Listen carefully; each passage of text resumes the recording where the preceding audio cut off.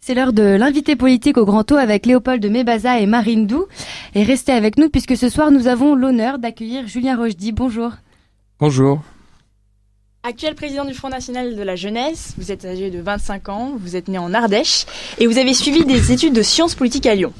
Si vous adhérez au Front National en 2006, c'est surtout en 2011 que vous prenez vos galons en politique en devenant le porte-parole du Front National de la Jeunesse. Nommé président des jeunes avec Marine en 2012 pour la campagne présidentielle, vous vous présentez aux élections législatives dans la 9e circonscription du Rhône, où vous obtenez un score de 17,7%. Et vous êtes depuis septembre à la tête du Front National de la Jeunesse. Alors, Julien Rochdy, pour tout vous dire, on s'est posé beaucoup de questions en préparant cette interview, sachant pertinemment que nous devrions éviter les écueils du lynchage public ou de la complaisance. Et finalement, on en est revenu à la question principale. Pourquoi tant d'inquiétude ? En effet, quand j'ai regardé votre biographie, j'ai remarqué qu'on avait beaucoup de choses ensemble en commun. Enfin, on est nés le même jour, on étudie tous les deux mais oui, parfaitement, on étudie tous les deux la science politique. Voilà, merci. On est jeunes, on a vécu en province. Enfin bref, pourquoi tant d'a priori en fait sur cette interview ? Alors en même temps, vous savez bien que vous venez en milieu hostile. Sciences Po est loin d'être une petite école puisqu'il y a 10 000 étudiants et pas une seule association Front National, rien, nada. Et puis en plus, je suis venu sans armes, sans rien. Mais ouais, mais nous on vous accueille. J'ai pas d'équipe dehors. On vous accueille très pacifiquement. Je suis vulnérable là. Et en plus, Sciences Po sociologiquement, c'est assez spécial. Alors si on lit les commentaires de la vidéo de l'interview de Florian Philippot qu'on avait réalisé en octobre, commentaires laissés probablement par des sympathisants FN, on lit que les étudiants de Sciences Po sont des têtes de con de gauchos, des anti-France, des cutéreux et des collabos. Alors, c'est vrai que Sciences Po est une école d'élèves issus globalement des mêmes milieux, très internationalisés, qui ont comme leçon inaugurale un discours de Pascal Lamy, président de l'Organisation mondiale du commerce, chantre du libéralisme, et donc pas mal des élèves d'entre eux vont finir énarques dans les cabinets ministériels de l'élite politique actuelle. Bref, pas très frontiste. Tout ça pour dire que vous êtes assez mal tombé, mais vous avez une chance, Julien Rochdy, ce soir, c'est d'arriver à nous retourner. L'enjeu aujourd'hui, c'est d'arriver à convaincre 2 élèves de Sciences Po de voter FN. On partira de l'image que nous renvoie le FN, ce qui fait que nous deux, Marine et moi, ne voulons pas voter FN, et puis on sera l'avocat du diable, parce qu'à Sciences Po, comme nous sommes des gros intellos, on a besoin de voir à quel point vos idées sont solides avant d'y adhérer. Est-ce que vous êtes prêts ? Oui. Alors, juste avant de commencer, est-ce que vous avez déjà réussi à convaincre des sciences-pistes ou des gens comme moi qui partent avec autant d'a priori sur le FN ? Alors, des gens de sciences politiques, j'en connais qui déjà votent FN, mais ce n'est pas moi qui les ai convaincus. Ce que je sais, c'est que j'ai une expérience à Lyon 3. Alors, c'est pas sciences politiques, évidemment, Paris, ni même ailleurs. Mais j'ai une expérience en université de jeunes élèves issus de classes sociologiques, disons, qui normalement ne portent pas trop au vote FN, que j'ai pu, au bout de quelques semaines, beaucoup de discussions, beaucoup de verres ensemble, j'ai pu convaincre. Et c'est d'ailleurs ce qui m'a fait dire que je devais faire de la politique, que je devais m'investir, parce que j'ai vu qu'avec mes amis et moi-même, eh bien, on pouvait arriver à convaincre des gens qui partaient de postulats, de points de vue qui étaient vraiment hostiles à la base au Front National. Mais là, on a regardé un peu en faisant votre recherche sur Rue 89, un portrait où vous parliez de vos parents. Sachant que c'est mon premier portrait qui a été fait il y a 2 ans maintenant et qu'il est très très mauvais. Donc, si on pouvait utiliser d'autres portraits. Si je vous dis que Rue 89 a dit que vous disiez de votre mère qu'elle sert une vulgate humaniste du genre Plus belle la vie, c'est quelque chose qui est pas forcément vrai. Parce que dans Sciences Po, justement, un truc qui était intéressant quand on préparait le concours, c'est que dans le programme, il y avait marqué que Sciences Po défendait un humanisme dont le bien fondé n'était plus à défendre. Et je voulais savoir si ça vous faisait bondir. Déjà, ma maman a été extrêmement vexée lorsque j'ai dit ça d'elle, je tiens à le préciser, et elle a changé depuis. Ce que je voulais dire, c'est que la plupart des gens qui, justement, ne sont pas inquiets par rapport à ce que vous disiez tout à l'heure, la plupart des Français, et en particulier ceux qui ont un bon niveau social, professent une idéologie qui est difficile à déterminer, en fait, j'appelle l'humanisme BA, humanisme bébête. Et celui-ci ne correspond plus à la réalité, en fait. Et c'est quoi ce qu'on doit changer, nous, Sciences-Pistes, pour pouvoir adhérer au Front National ? Est-ce qu'on doit évoluer ? Je pense qu'il y a... Alors, sur les élèves de sciences politiques et sur l'élite d'une manière générale, l'élite intellectuelle française. Alors déjà, pour vous rassurer un petit peu, si ça peut vous rassurer, c'est que c'est une maladie très française, en fait, que l'internationalisme et surtout, plus encore, l'admiration toujours de modèles étrangers. C'est-à-dire qu'aujourd'hui, on voit le modèle économique classique sur lequel lorgne toute l'élite française, c'est le modèle allemand, le modèle d'Angela Merkel. Il y a 20 ans, c'était Margaret Thatcher avec l'Angleterre, et vous pouvez remonter comme ça depuis Voltaire qui admirait la Prusse. C'est un très très français, et qui est dommage parce qu'il fait beaucoup de mal au pays et à son éveil, à sa force. C'est un trait très français d'avoir des élites qui toujours lorgnent sur l'étranger et qui essayent de fuir le modèle français. Oui, mais le modèle français, c'est pas justement voir ce qu'il y a à l'extérieur et justement apporter une nouvelle chose. Mais non, parce que la conservation, disait un grand philosophe que je ne citerai pas, c'est l'adéquation avec soi-même. Et en fait, le modèle français, lorsqu'il est en adéquation avec la France, justement, lorsque les Français, l'élite française essayent d'être proche de ce que la France est, dans son essence, même au niveau économique, on va en parler, eh bien, c'est à ce moment-là que la France réalise de grandes prouesses sur le terrain économique et autres. Mais le problème, c'est qu'il y a cette maladie française, très franco-française, qui est celle de l'admiration des élites pour les pays étrangers, pour d'autres modèles, et la détestation, une sorte de mépris intérieur pour ce qu'est la France. Mais en fin de compte. Est-ce que c'est ça ce qui explique? Parce que justement, on allait... Je pense que c'est la maladie justement des élites françaises et également des jeunes étudiants. C'est le principal problème en France, l'internationalisme. Non, pas l'internationalisme, je veux dire En tout cas, à Sciences Po, essayer de regarder toujours des modèles qui ne nous correspondent pas à nous et une certaine détestation de la France. Mais qui nous dit justement ils peuvent pas nous correspondre? À chaque fois, ça ne marche pas, on le voit. Aujourd'hui, on essaye de ressembler à l'Allemagne, sauf que tout nous empêchera à la fois de ressembler à l'Allemagne, et quand on essaye ne serait-ce qu'un peu, vu qu'on ne peut pas l'appliquer totalement en n'étant pas l'Allemagne, eh bien on échoue. Ok, on va lister... on va parler économiquement, oui. Si vous préférez. Ah oui, non, parce que là, c'est vrai qu'on parlait de... Non, parce que c'est vrai que là, on parlait justement de... On en parlera un peu plus tard de la question de l'Allemagne. On va en fait, ce qu'on a comme déroulé de l'émission, on va lister un peu tout ce qui nous empêche, nous, de voter FN, et on va commencer... Alors, c'est un rapport avec l'internationalisme, c'est la question de votre rapport à l'international, au Front National. On a l'impression que le sujet qui est associé avec le Front National, c'est la question de l'immigration, de la sécurité, de la délinquance, mais surtout de l'immigration. En fait, en cherchant, parce que comme tout élève à Sciences Po qui fait de l'économie, je cherche à comprendre les chiffres derrière.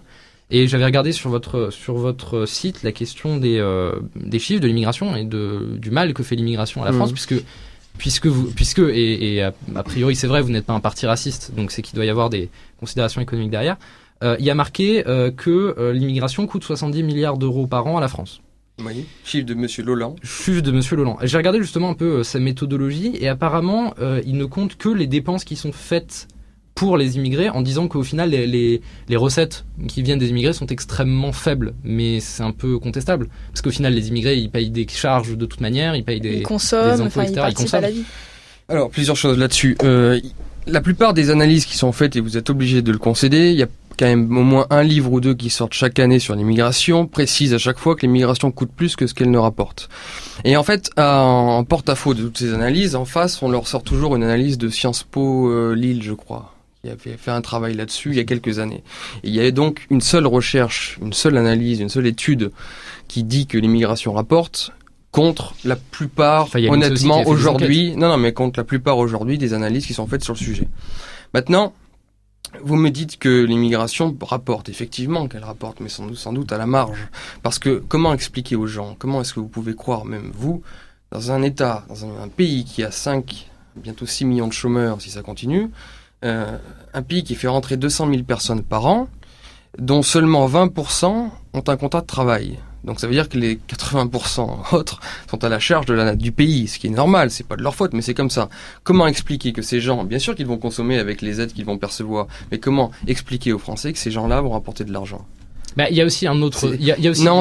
Dans l'étude de Sciences Po Nord, justement, qui dit que les immigrés rapportent de l'argent, ils prennent en considération le futur, lorsque ces gens-là seront à la retraite, qu'ils paieront pour machin.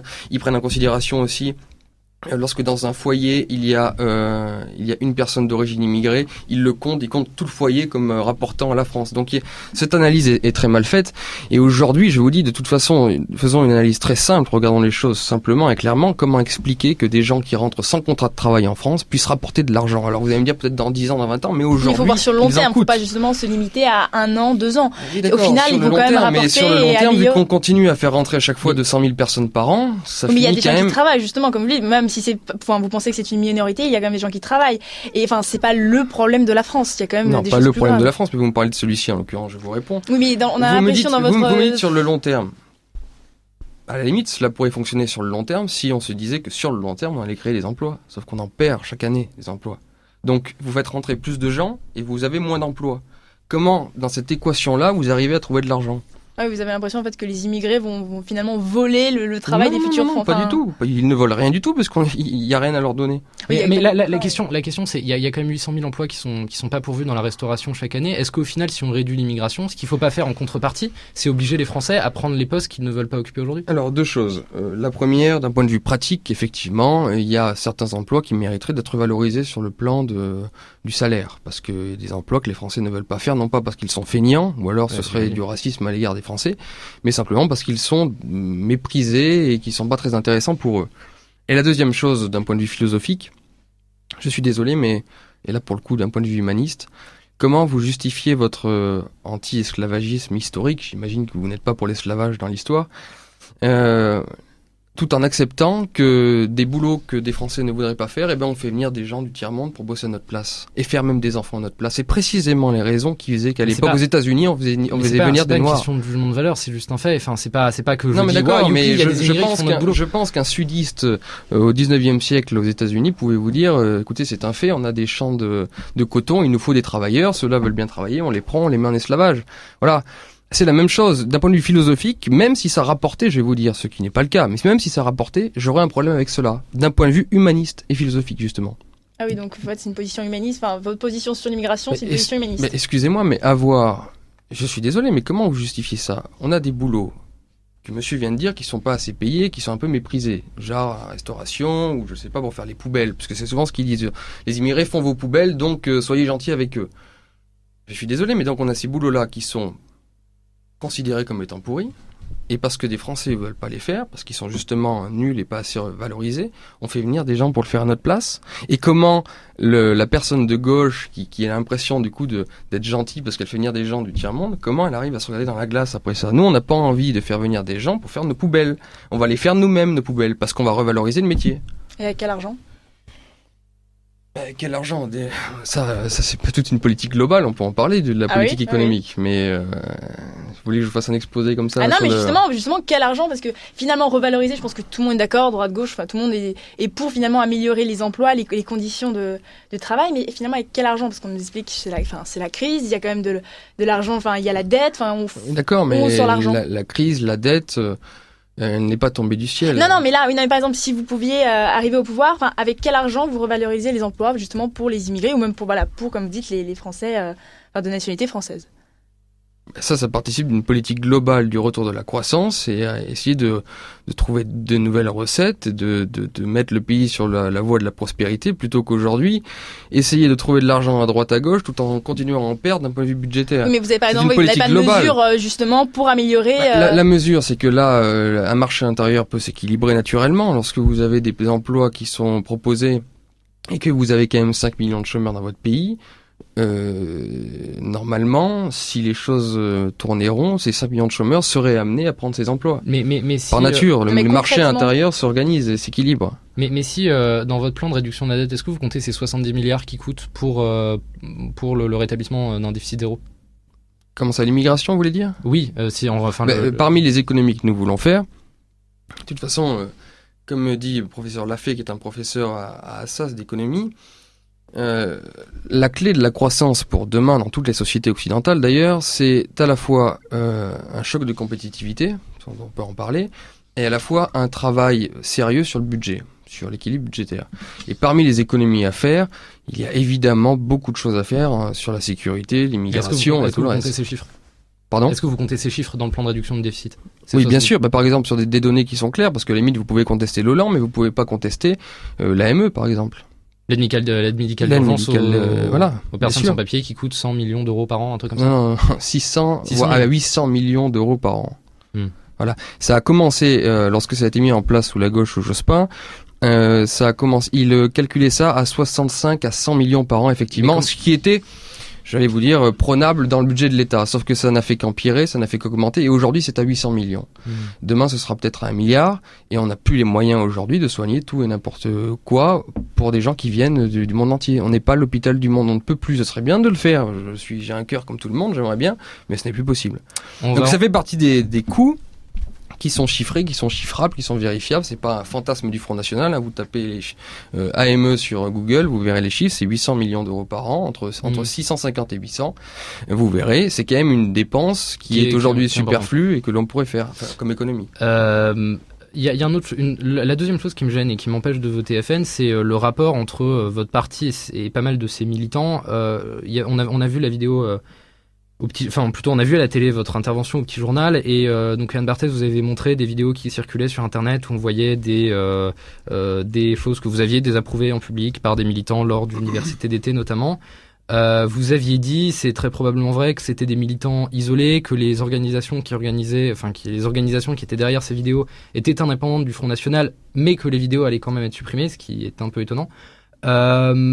Et la vidéo que vous avez publiée, que le Front National a publiée sur son site, la reprise du Petit Journal, ne fait pas figurer ce passage. Mais c'est pas ça qui est très important. Vous comprenez que ça donne envie assez moyennement de voter pour vous quand on voit les militants qu'il y a derrière. D'où la question, quel est votre rapport, sans parler des dérapages précédents de Jean-Marie Le Pen qui reviennent tout le temps quand on parle de ce genre de parti. Quel est votre rapport par rapport à ce genre de militants, par rapport à ce genre de dérapage ? Est-ce qu'il faut être simplement plus ferme envers eux ou bien délimiter certaines choses à dire et à ne pas dire ? Il y a plusieurs choses dans ce que vous dites, comme réponse. La première, c'est que supposons que des gens infâmes existent comme ça. Et que, malheureusement pour vous, si c'était la seule raison qui faisait que vous ne rejoigniez pas le parti, le Front National, vous considériez que toutes les idées du Front sont excellentes, mais parce qu'il y a des gens qui sont horribles et intouchables à l'intérieur. Non, mais je pousse le raisonnement à l'extrême. Des gens intouchables à l'intérieur qui fait que vous ne pouvez pas aller les voir. Bon, si vous n'y allez pas, ces gens-là resteront, ils seront consolidés, et vous ne les chasserez pas et vous n'arriverez même pas à les convaincre. Si vous les laissez toujours au banc de la société. Ils existeront et ces gens-là qui sont énervés et qui peuvent parfois avoir des outrances, ils ne font qu'augmenter aujourd'hui tellement qu'ils sont énervés. Donc il vaut mieux aller les voir, leur parler, être avec eux, essayer d'adapter les idées pour qu'elles soient bonnes, qu'elles soient justes, pour qu'enfin, ces choses-là puissent s'arranger. Si vous les regardez avec un mépris de loin en disant ces gens-là sont des imbéciles, je ne veux surtout rien avoir avec eux. C'est pas forcément un mépris, mais quand on voit justement des jeux de rôle où on explique que le candidat justement du Parti Socialiste s'appelle Mehdi Schwarzenberg, on peut comprendre que ça blesse quand même certaines... Il y a deux choses. La première, c'est que ce genre de choses, on le trouve dans ces proportions-là dans aucun autre parti. Et la deuxième chose, c'est si on adhère au Front National, on reconnaît pas forcément avoir exactement les mêmes idées que ces personnes, mais avoir au moins une proximité idéologique. Donc c'est un peu... Non, je crois que là, c'est exagéré. Je veux dire, j'étais au Front National en 2006. Et je n'ai pas repris ma carte pendant des années. J'étais à Lyon 3 et j'ai côtoyé pas mal de gens de droite à l'UMP qui ont bien voté Sarkozy, qui ont la petite mèche et qui sont très bien sur eux. Je peux vous garantir que ce que j'entendais avec eux, c'est souvent bien pire que ce que j'ai pu entendre au Front National.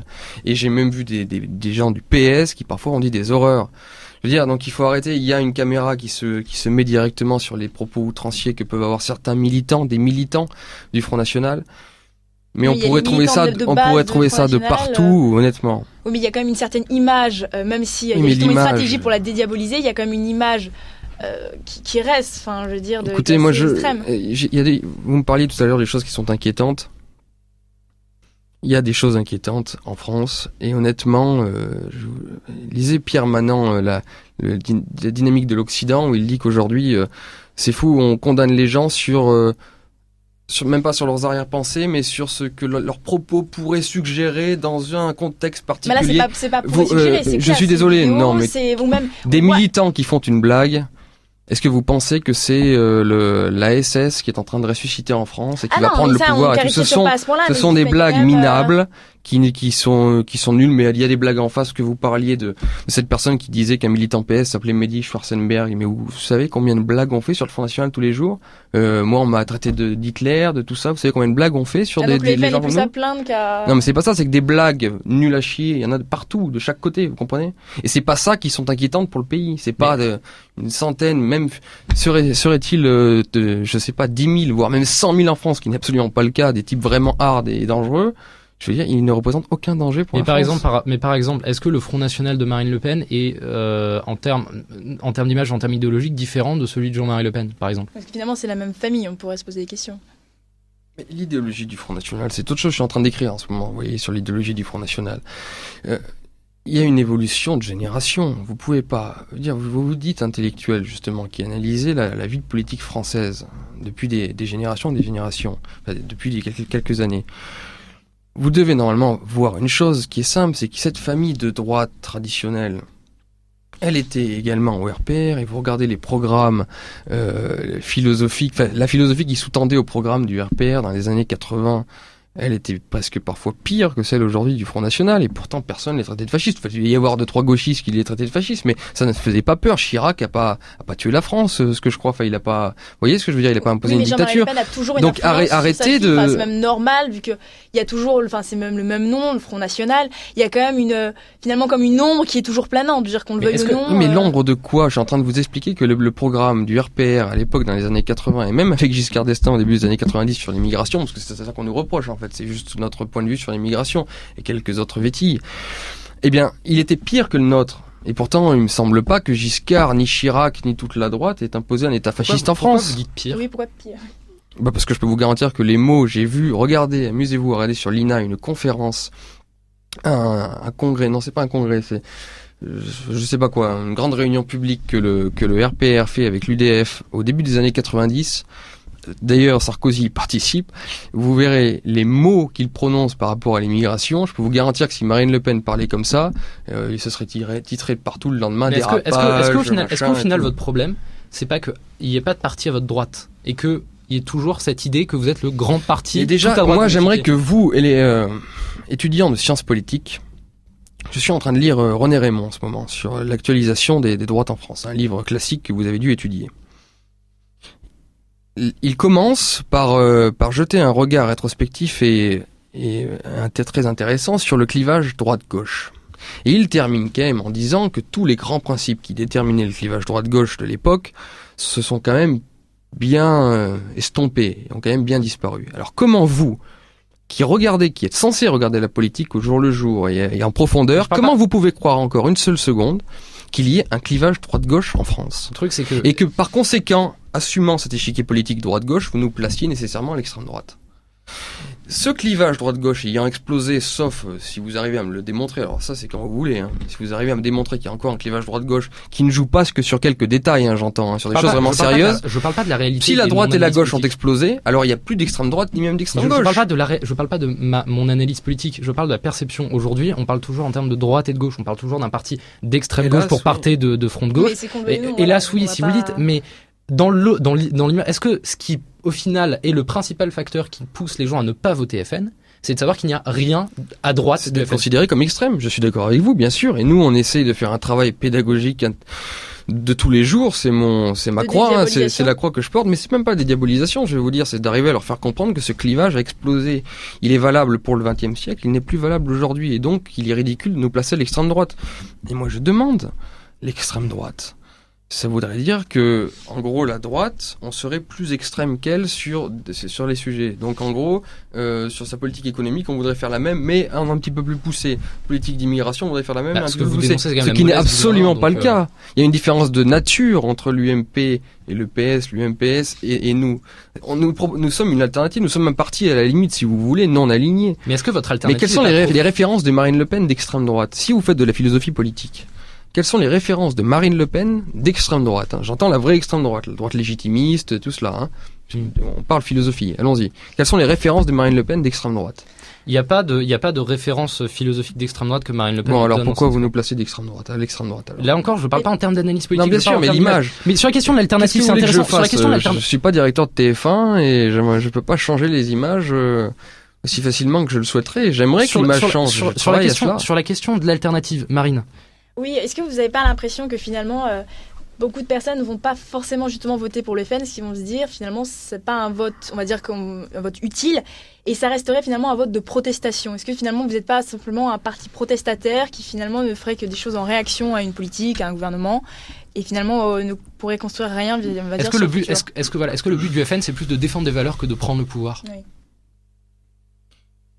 Vous me parlez de la croix que je porte tous les jours. Oui, il y a encore des gens que je pense qui votent pour le Front National en voulant exprimer un message. Non, mais là, oui, on vous parle vraiment des personnes, par exemple, qui seraient dissuadées. On ne parle pas justement des votants humains, on parle des personnes qui pourraient être finalement dissuadées de voter Front National. Est-ce que ça pourrait être une des raisons, le fait de voir en Front National un parti protestataire. Voilà. En même temps, s'ils sont toujours qu'une minorité à voter Front National, ça sera jamais un parti de gouvernement, effectivement. Non, mais par exemple, je crois que Marine Le Pen, là en l'occurrence, on va parler du Front National de Marine Le Pen a essayé de professionnaliser le parti, le projet politique lors de la campagne électorale, et que, croyez-moi, pour la côtoyer, ce qu'elle veut et ce que nous voulons au Front National, c'est participer au pouvoir et le prendre.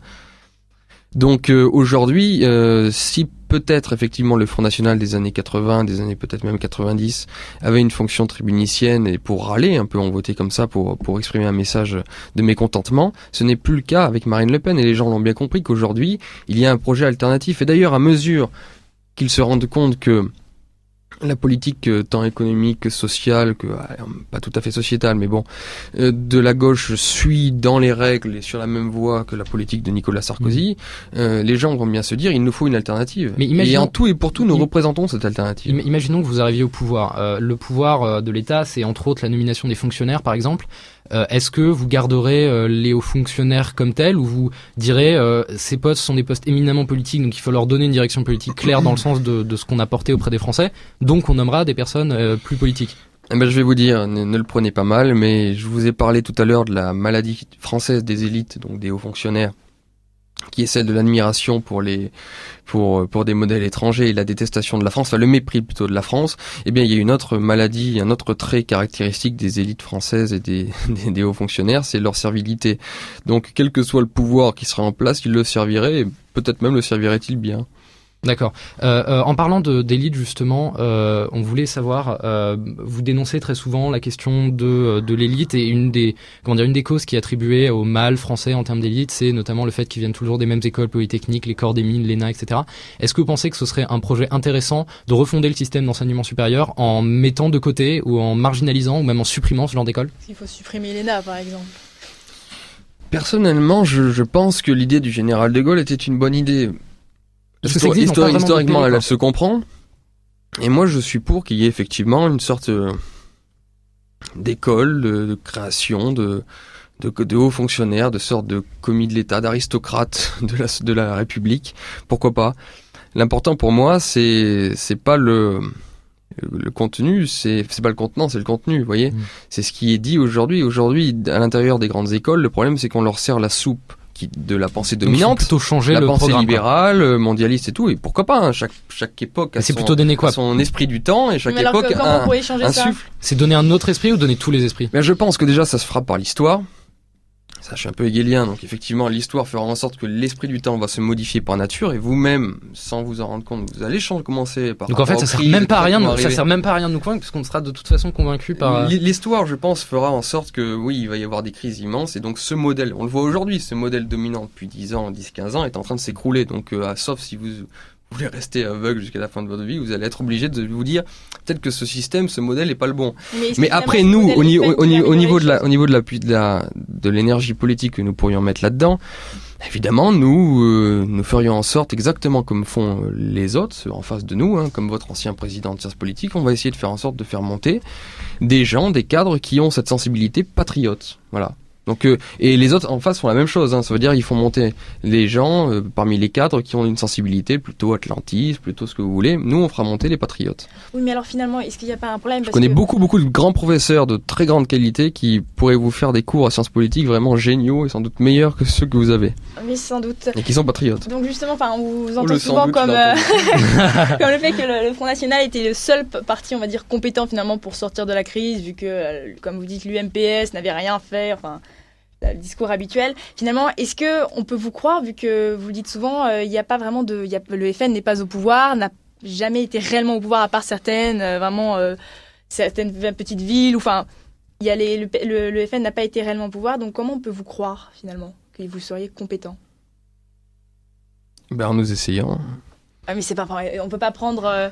On va pas faire le pari de dire bah tiens ils vont être bons. Enfin. Je sais pas. Tu demandes à une femme qui est mariée depuis 20 ans, qui se fait taper dessus. Elle doit quitter son mari et partir avec quelqu'un qu'elle a rencontré. Elle va se dire, non, mais je sais pas s'il est bon, alors je préfère rester avec mon mari qui me tape dessus. C'est un peu débile comme question. Le MPS tape sur la France. Oui, je suis désolé. La situation actuelle, elle provient quand même de choix politiques. Oui, moi, ça me fait rire. Les Français ont voté pour François Hollande. Oui, mais parce qu'il y a toujours un enfumage qui fait en sorte qu'à chaque élection, qu'arrivent les élections, il raconte tout et n'importe quoi. Et on voit Nicolas Sarkozy qui mène à chaque fois des campagnes patriotes, ce qui fait qu'il arrive à 48-49%. Mais en fait, il fait l'inverse une fois qu'il est en place. Ce que je veux vous dire, c'est que effectivement, vous pouvez pas savoir exactement si on sera compétent ou pas, sauf par des théories. Envoyer notre projet et essayer de l'appliquer. Mais théoriquement, j'entends. Mais c'est pas pour autant qu'il faut conserver les gens, les mêmes qui sont au pouvoir depuis 30 ans. Donc, parce que pour nous dire, je termine là-dessus, juste, c'est que c'est aussi un trait, c'est français et qui vient aussi des élites, c'est que c'est quand même extraordinaire. La situation actuelle, tout le monde la dénonce comme étant mauvaise, tout le monde dit que ça va pas en France. Je pense que personne ne dirait ici que tout se passe super bien en France. Et on a l'impression qu'il s'agit d'un Deus ex machina, quelque chose qui est venu du ciel, et que c'est totalement indépendant des choix politiques qui ont été pris depuis 30 ans. Sur l'Europe, sur la mondialisation, sur le libéralisme, sur l'immigration, sur tout le reste. On dirait que les gens qui ont mené ces politiques, à savoir, excusez-moi, sauf si je me suis endormi, j'ai pas vu, mais depuis 30 ans, il me semble que c'est la gauche et la droite qui se partagent de façon alternative le pouvoir. Et alors pourquoi ? Eh bien, ces gens-là sont la cause directe de la situation actuelle. Elle ne sort pas du ciel, elle ne tombe pas du ciel. Donc ces gens-là, on peut pas les laisser encore au pouvoir. Oui, mais finalement, en sauf attendant, à se dire, on reste avec le mari qui nous frappe. Oui, mais en attendant, le Front National n'a toujours pas été élu. Donc on va passer maintenant sur un peu d'actualité. Pour vous faire réagir sur quelques faits. Justement, Karim Benzema a expliqué qu'il ne voulait pas qu'on le force justement et qu'on ne le forcera pas à chanter la Marseillaise. Qu'est-ce que vous pensez de ça ? Est-ce que justement un membre de l'équipe de France doit chanter la Marseillaise ? Je pense à un pote qui m'appelle Karim Benzema en ce moment parce que je me suis coupé les cheveux très courts, alors il se fout de ma gueule. Alors Karim Benzema, écoutez, on a une équipe où il y a des mercenaires à l'intérieur. Des mercenaires. Et je crois que c'est symbolique en fait. C'est que Karim Benzema représente une catégorie de la population qui n'aime pas la France. Vous voulez parler des footballeurs, j'imagine ? Non, je veux parler d'une catégorie dans la population qui est de plus en plus grande de gens qui n'aiment pas la France. Et c'est terriblement inquiétant. Et alors, mais c'est pas catégorie qui, parce que catégorie qui constitue pas la Marseillaise parce qu'il disait qu'il était trop violent. Platini devait représenter une catégorie de la population à son époque qui n'aimait pas la France, qui était plutôt de gauche. Il y avait une France de gauche qui n'aimait pas trop les symboles patriotiques. Aujourd'hui, la France, faut aimer les symboles patriotiques, forcément. Oui, quand on aime la France, on est patriote. Donc celui qui chante la Marseillaise aime la France. Non, ça ne veut pas dire ça. Ne me faites pas dire ce que je n'ai pas dit. Platini, justement, dans une interview. Vous me demandez qu'est-ce que représentent ces gens-là. Je vous dis que quelqu'un comme Platini devait représenter sans doute un courant de pensée qui méprisait un petit peu les symboles patriotiques, dont la Marseillaise. Maintenant, il aimait la France. D'accord. Il aimait la France. Tant mieux. Alors cette France-là, qui le représentait, n'aimait pas les symboles patriotiques, mais aimait la France. Donc c'est pour ça que c'était pas dangereux et qu'il n'y avait aucun problème. Sauf qu'aujourd'hui, Benzema, lui, représente une catégorie de la population qui n'aime pas la France, qui non seulement n'aime pas les symboles patriotiques, mais en plus n'aime pas la France. Donc il est dangereux ? Clairement. Oui, parce que c'est une catégorie qui, hélas, augmente de jour en jour et qui ne se contente pas de ne pas chanter la Marseillaise, si vous voyez ce que je veux dire. On peut être plus précis ? On peut être plus précis, c'est que, par exemple, ces derniers temps, nous, on a mené une campagne sur l'insécurité faite aux femmes, et nous avons lancé un appel à plein de doléances féminines sur ce qu'elles avaient pu connaître dans la rue, dans leur vie. Et le nombre de filles qui m'ont appelé, et j'ai eu des journalistes qui m'ont même appelé, qui m'ont demandé de leur faire parvenir des messages, les mails qu'elles m'envoyaient, qui m'ont rappelé ensuite et qui m'ont dit c'est hallucinant, je pensais pas que c'était à ce niveau-là. Le nombre de filles, et même de jeunes garçons, qui se font traiter de sales français, sales françaises, sales putes et tout le reste, à mon avis, c'est à peu près dans la même veine que Karim Benzema qui ne chante pas la Marseillaise. C'est à peu près les mêmes causes, les mêmes sources. Il y a quand même une différence de pas vouloir chanter la Marseillaise parce qu'on trouve évidemment qu'il y a une différence factuelle, mais comprenez ce que je veux dire. C'est que ce qu'il symbolise, hélas, c'est ça. C'est pas quelqu'un qui se dit je ne chante pas la Marseillaise parce que philosophiquement je suis plus, je sais pas, vous voyez, c'est pas ça. À mon avis, je peux peut-être me tromper, mais je ne crois pas. Je crois que Benzema représente une catégorie de la population qui n'aime plus vraiment la France. Merci Julien Rochdy d'être venu président du FN Jeunesse. Merci à vous.